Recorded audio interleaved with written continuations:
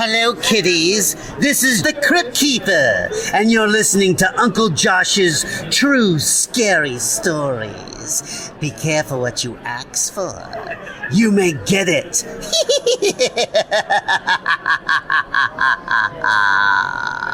Hey, Campfire crew. Let's get it on.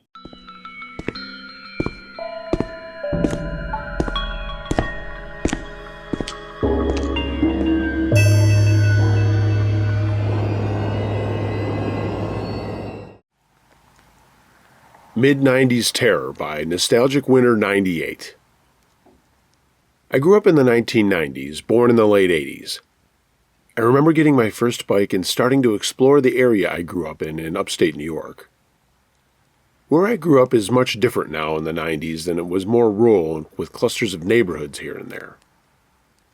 I lived near an old capped landfill, and the main road connected a lot of semis down to some factories in a neighboring town that was a 5-minute bike ride. We also had an old Baptist church that was founded by an eccentric former hippie who was really good to the community. My dad, who was a very serious drinker, loved to fish, hunt, etc. with his friend because it gave him an excuse to drink and kill something. But he ended up making this deal with the pastor and the gentleman who owned a pond behind the church to stock it with fish as the time my dad and his friends started becoming serious competitive fishers and went in on a boat, which my dad had to sell his share to eventually to keep drinking. So my friends and I had permission to fish there in the summer, and we would swim and all that. I lived easily less than 5 minutes from this pond, and my friends and I went out there one summer day. This was around 1995. My mom had heard on the news a week prior about a wave of kidnappings. I don't remember if Amber Alerts were a thing then, so she decided to make a code word with me. She came to me and told if anyone ever tried to convince me that they knew my mom or dad in the hopes to get me into their car, to ask them for a code word. Ours was pickles. So fast forward to our fishing trips. We sat around at first and actually swam more than anything. My friend Dennis got mad because he was serious about fishing, so he and his brother left and I was alone on the road, as the road once you got past this farm was a straight shot to the main part of our town, and our road was right before the road ended. So I got to my road and was about to turn, and I didn't notice I was being followed by a beige pickup with this Cletus-looking guy from The Simpsons in it. He greeted me and told me that my mom and dad were waiting for us at this local restaurant that I knew. He told me that they asked him to come get me and meet them there so we could all have dinner. Immediately I thought of what my mom said, and I started getting this evil feeling like I was in danger. So I told him that my parents specifically have a password that they give their friends, and that if he was their friend, he was required to tell me. At which point he got mad and started swearing at me. I didn't see one, but I was certain he had a gun as he started fumbling around in his truck. I turned and started pedaling down my road screaming for help and that I was in danger. He jerked his truck to follow, but I was making too much noise and he was already to my house and he just took off. When I got home, my mom was home and I was hysterical and asked her why she would ask such a mean friend to pick me up. And I told her what happened and she didn't believe me, and she calmed me down, so then told me I did the right thing. But I could tell she still had a hard time believing me. She also grew up in the same town and nothing like that had happened to her. A few days later, a friend of hers told her a similar story about her son in another part of town. The police then were involved, and the cops came and talked to me, and I gave them the same description of the man, the truck, and what had happened, etc. I don't know if the guy was ever caught. I used to be very bitter at my mom for not believing me, but now I understand the confusion she had, and instead of reacting, she just tried to console me and keep an eye on everything. My dad, on the other hand, was more vigilant about it, and would ask me all the time when he'd take me out if someone looked like that guy, or if a truck looked like the same one that I saw. I hope no other kids were harmed by him.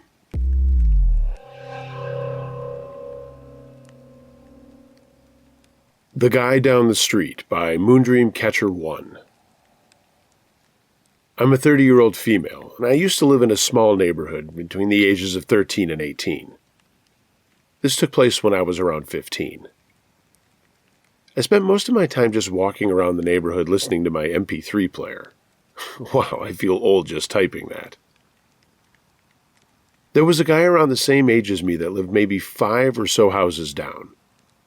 From neighborhood gossip, I learned that he was homeschooled and had been in and out of juvie due to his anger issues. He was almost always outside, and sometimes when I passed his house, he would start following me.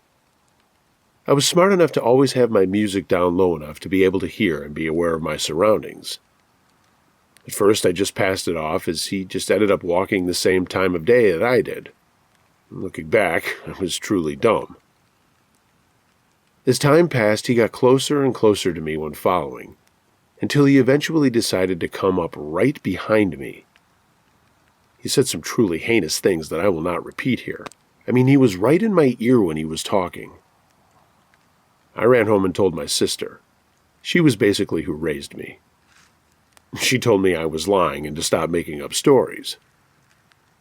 For a while, I stopped going out walking until I needed the fresh air and exercise, and tried again after maybe 2 months. Sure enough, there he was, and came right up behind me and started to say things again. I turned my music up and ignored him. And this is what I continued to do every day until he got tired of me ignoring him, I guess. Because one day he grabbed my arm. I couldn't get away, and then he grabbed the back of my neck and told me that I should know better than to ignore him. Again, I told my sister. She didn't believe me, and I stopped going out again. 2 weeks later, I woke up to loud bangs on my bedroom wall. There was garage on both sides of the house, and the wall of my bedroom shared a wall with one of the garages. This garage was unfinished. There wasn't even concrete down, and it was easily accessible from outside as it was missing the door at the back of the house. My sister was out of town, and my dad was deaf and bedridden, so it was just me in the house able to do anything. My bedroom also had a door to go outside, so I ran over and locked it. I laid down and waited for the banging to stop, but it didn't. My cousin and her boyfriend lived down the street, so I called her and she sent her boyfriend down to see what was going on. Her boyfriend pulled right into the backyard and right up to the door into the garage.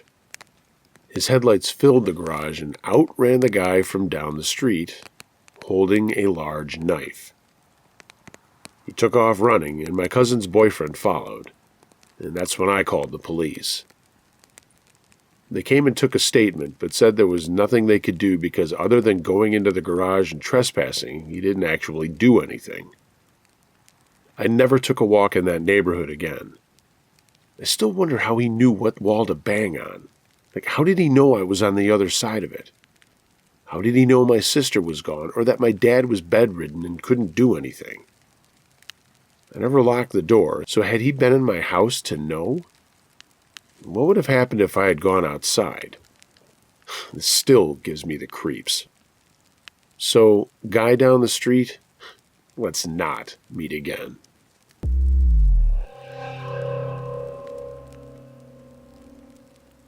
My Hills Have Eyes moment in Texas by Wolf Dream. In 2010, I was driving from New Orleans, Louisiana to Eugene, Oregon. It was just me, a 24-year-old female, and my 2-year-old pit bull in a 14-foot U-Haul truck with everything I owned crammed into the back, a fancy flip phone, and my printout of MapQuest directions. I think the first smartphones actually came out around that time, but I didn't have one. Cell phone service was also much spottier, and there were long stretches through the desert where I had zero service for hundreds of miles. I was driving a lonely stretch of highway through central Texas when I realized I hadn't seen a town or exit for a very long time, and my giant U-Haul was really low on gas. Just when I started to freak out and seriously run out of gas, I saw a small town coming up. I pulled into it, and it was tiny. I was so worried about other things that I never did pay attention to the name of the town, but there were only about 6 streets in the whole place. So I went and gassed up and was ready to get back on the road. Except for the life of me, I could not find my way back to the highway.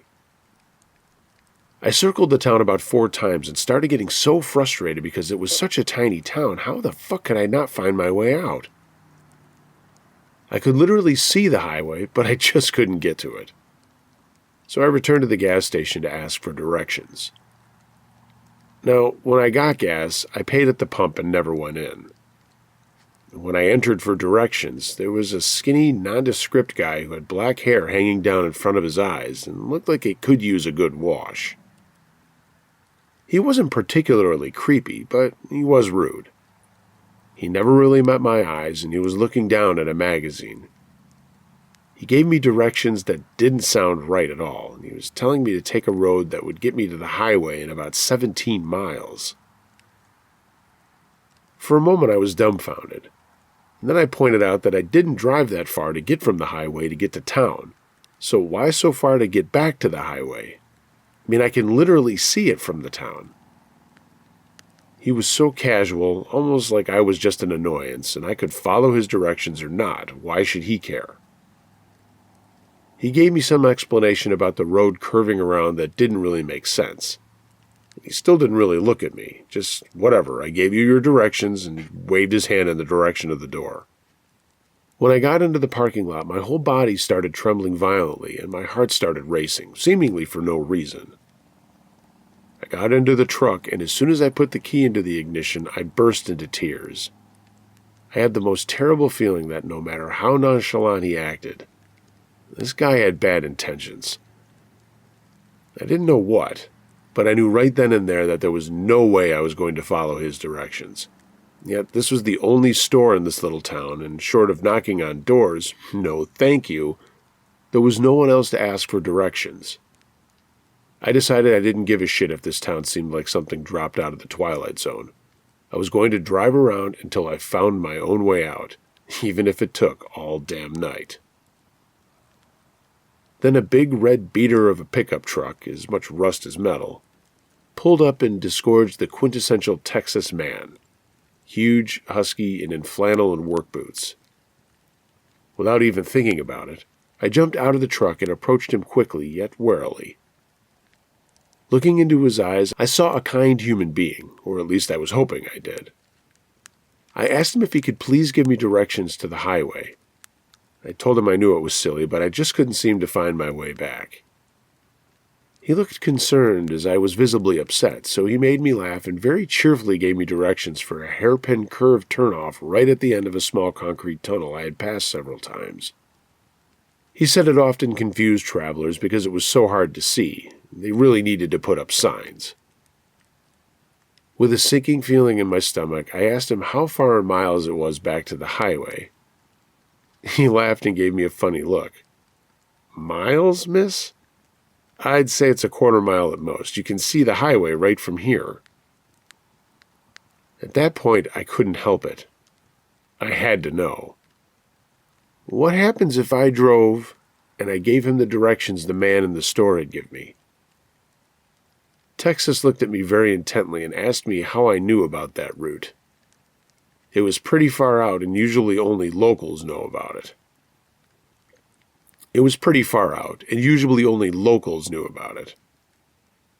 So I told him.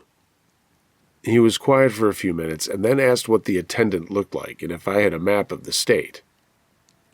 No, I told him, I just have my MapQuest, which wasn't helpful in this situation. He went to his truck and grabbed a raggedy local map from his glove box. Spreading it out for me, he traced the route I described. The way the man from the gas station had told me to go led me away from town, away from the interstate, and led me seemingly to the middle of nowhere. Texas told me that the road did go about 17 miles, right before it dead-ended in the desert. I asked him what was out there, and he told me that it was nothing but some junked cars and a few trailers and mobile homes, all owned by the same family. This family was known locally as troublemakers, meth heads, and alcoholics, and those were the nice things the townspeople had to say about them. And the erstwhile clerk was part of this family and lived down that road. I'll never forget the look in Texas's eyes as he told me this. He also told me that I was smart to listen to my instincts, and he told me to be careful traveling out there. I don't know if the man from the gas station wanted what was in the back of my U-Haul or what was in the driver's seat, but thankfully I didn't have to find out. Oh, and I learned that sometimes angels look like ruddy-haired Texans with scruffy faces and rusty pickups. Thank you, random Texas stranger. You really saved my ass, and I will always remember you with tons of love. Sorry I didn't ask your name. You're forever Texas to me now. Stalker by Spiritual Way 7315. I was 16 years old and was doing an apprenticeship in carpentry. Occasionally, when there was no woodwork to do, I would be given the job to go around different sites owned by the company with maintenance men to fix and maintain anything that needed doing on different properties. The man I worked with, we will call for privacy reasons Dave, was a polite man and hard-working. However, he did have an odd manner about him. For example, I remember he would often stare into space or go off topic to odd conversations about my mom. For context, this man who worked for the company was also married to my mom. Many years ago, they had children together. I am not one of his. At the time, I had just assumed he was being polite and asking about her well-being. However, at times it could be intrusive questions, such as, is her new partner nice to you? Or, is her new partner controlling? Or just weird questions like, is she happy with him? All questions you probably shouldn't ask her 16-year-old son. He always tried scooping information, was always trying to be subtle about it. Anyway, after a few months of doing odd jobs with Dave, I had learned that Dave had apparently been in a relationship with a lady who lives 15 minutes away from him, and they had been together for a year. I thought nothing of it, and had expressed that I am happy for him. At least it might keep him off the topic of asking weird forward questions about his ex-wife, my mum. As months passed and I was working with Dave, he would always take a similar route to jobs, even when this route would be a longer route for us. I never questioned it, but the question in my mind is why he was driving this route on every job we were doing. And his behavior when driving around these areas was odd. He would always drive slow enough as if he wanted to see who was walking around on the street, and often looked at the sidewalks as well as the road. Dave wouldn't often speak when driving around this route. During that time, he asked me a question which completely threw me off guard. He asked, how do you go about calling somebody when they've blocked your number? I told Dave there's only really one way. You turn off your no-caller ID. However, this will signal the person that you're calling that you are calling under a no-caller ID. The question made me feel off, and answering his question made me feel like I was a part of something wrong. So I tried to forget about it and told myself that when I told him his public information, and if he really wanted, he could have just Googled it. I shrugged it off and went about our work. That was until one day he left his phone open on a chat on his van's seat, and it appeared to be him sending multiple messages to a number, and the messages not going through. 2 messages I can remember were, please talk to me. I don't know where I've gone wrong. The other was, if you explain to me why you left me, I won't message you again. I just need an answer. I knew I shouldn't have read them, and I certainly wish I hadn't read them. But things began to add up in my head. The route to the jobs, the messages, the questions about my mum, and questions about caller IDs and his very recent girlfriend. At the time, I felt worried about who I was in a vehicle with. I instantly spoke to one of his children, my sibling, about the whole situation. She was shocked and ensured they would have a conversation with him about the whole thing and told me not to worry. I almost felt guilt and an accomplice to the situation, explaining how you contacted somebody who blocked you. I realized that he was being a stalker. Anyway, I changed employment. Months later, there was an article about a stalker with Dave's full name, about a court appearance and a restraining order placed against him.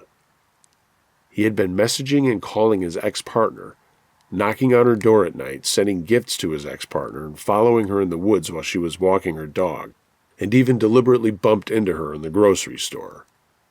He even went as far as to scrape up his own van and try to frame her. He essentially went to any means necessary to contact her. He never told his family about his court appearance until it concluded. A very secretive man who I no longer have any contact with. Just goes to show you how to trust your gut about people, and how anybody can have a secret life. I hate to think how far he would have gone if his ex hadn't taken action.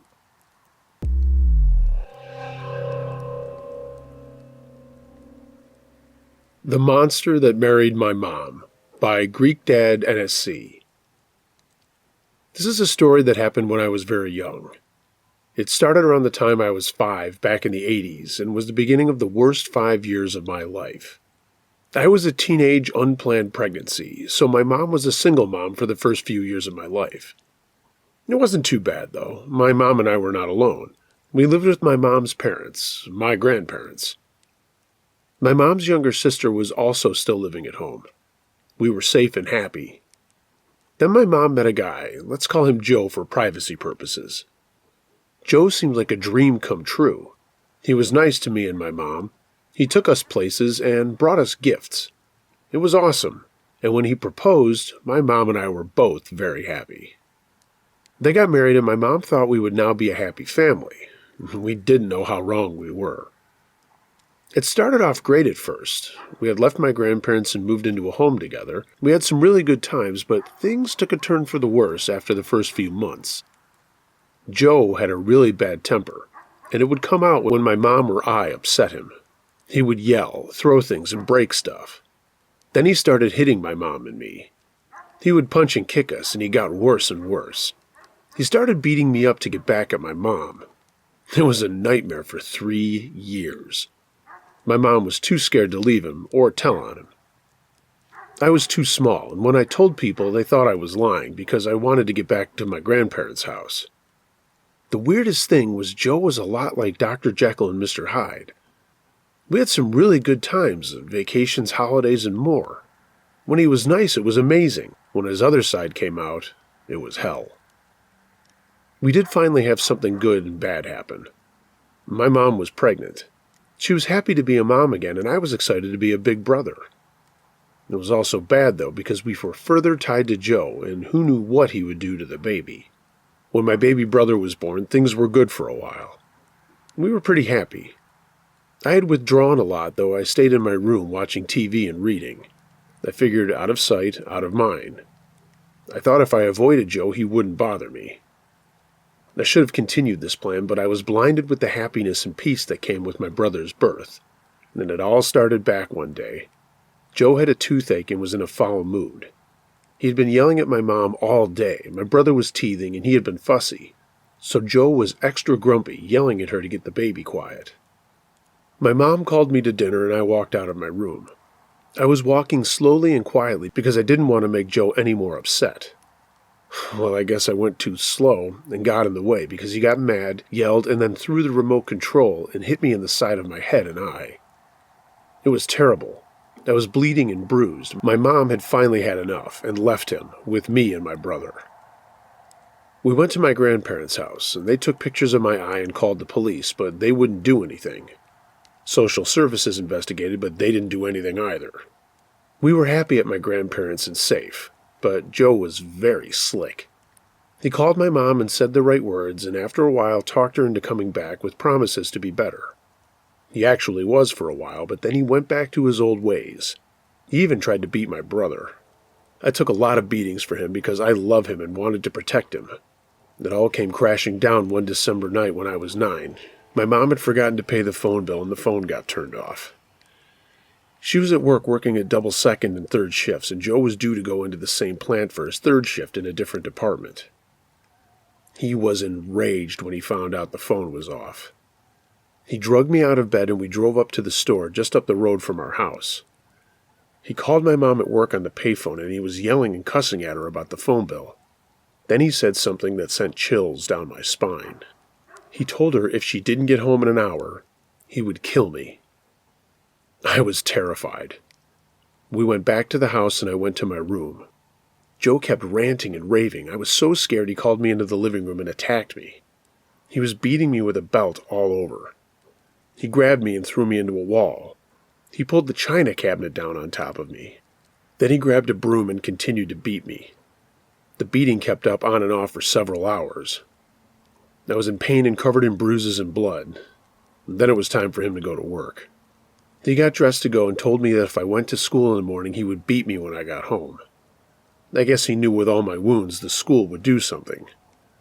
I was scared, and I needed help. I couldn't change out of my pajamas because I hurt too much.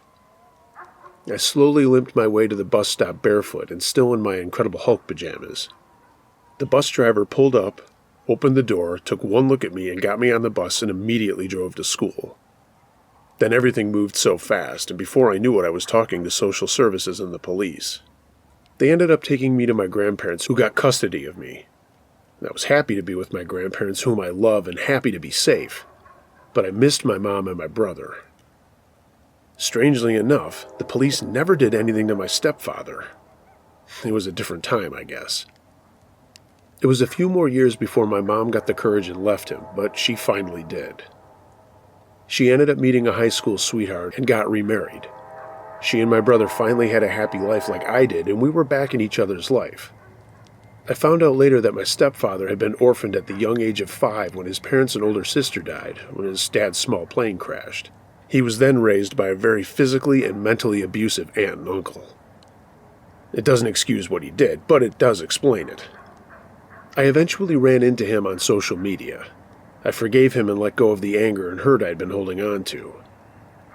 He had gotten a lot of mental help and seemed to be doing good.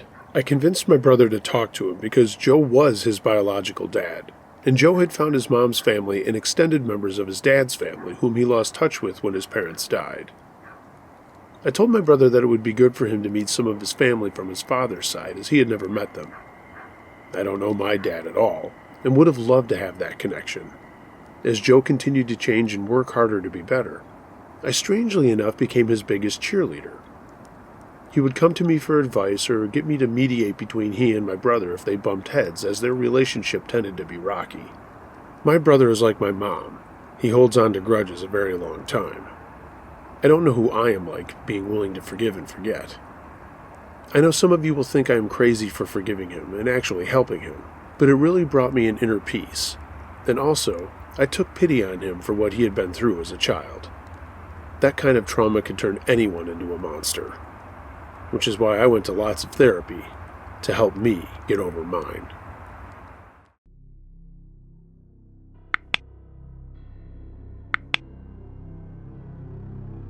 Hey gang, thanks for listening to this episode of Uncle Josh's True Scary Stories. If you have a true scary story of any nature that you'd like to hear narrated on this channel or my podcast, email it to unclejoshtruescarystories@gmail.com. I read them all. If you haven't already, please like and subscribe to my channel, hit the notification bell for every time I upload, and share it with your friends. If you're not already following me, find me on social media. Links to that are in the description below. And if you'd like to take your support of this channel even further, find my Patreon link down below, as well as my storefront on tpublic.com. Get yourself some Campfire Crew merchandise. Everyone, be excellent to each other. And until next time, be wary of things that go bump in the night. It could be anything. A ghost, a monster, or the guy next door.